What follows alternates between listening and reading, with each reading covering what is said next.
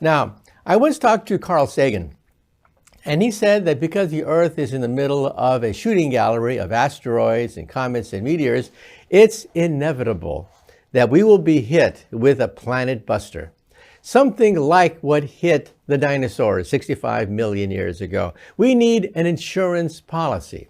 Now, he was clear to say that we're not talking about moving the population of the Earth into outer space. That costs too much money.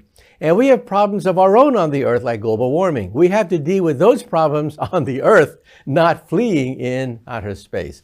But as an insurance policy, we have to make sure that humans become a two-planet species. These are the words of Carl Sagan. And now, of course, Elon Musk has revived this vision by talking about a multi-planet species.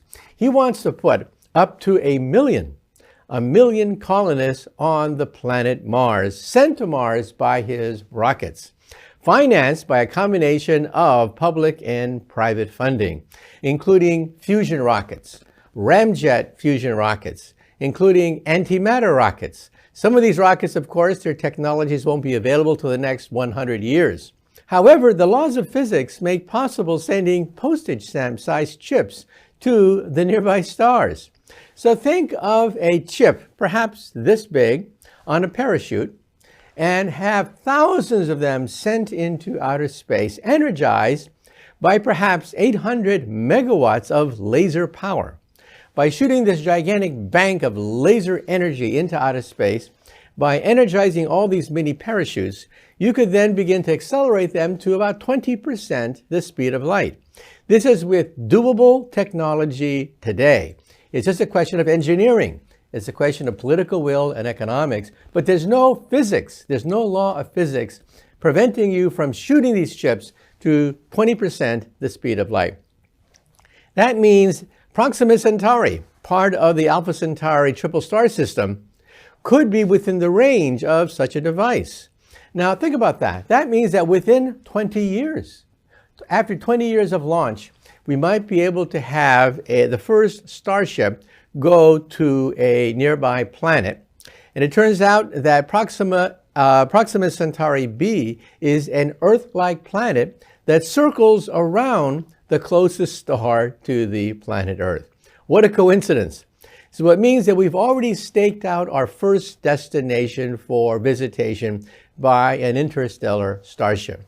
And that is Proxima Centauri b, a planet that goes around one of the stars in the triple star system. And so this could be the first of many different kinds of starship designs. But remember, we're talking about the future of humanity. If Elon Musk wants to put 1 million settlers on Mars, you have to have 1 million hammers. You have to have 1 million saws. You have to have fleets of workers to begin the process of building things, unless you create the first self-replicating robot. With one self-replicating robot, you get 2, then 4, then 8, 16, 32, 64, until you have an army of these robots that can build cities on Mars. And so that's the weak link. Everyone dreams of having these gigantic dome cities on Mars as part of our science fiction heritage. But who's going to build these dome cities?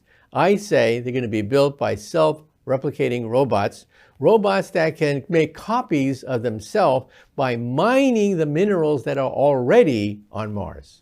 And then beyond that, who knows, maybe our destiny really does lie in outer space.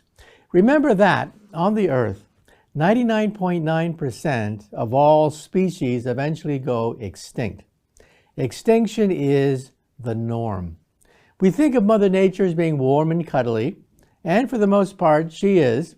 But sometimes the savagery of Mother Nature is revealed, and if you don't believe me, dig underneath your feet.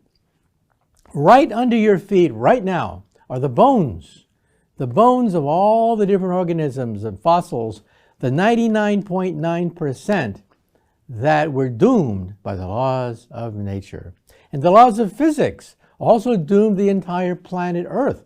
And that's why I say, given the fact that Mother Nature and the laws of physics have a death warrant for humanity, that ultimately our destiny will be in outer space.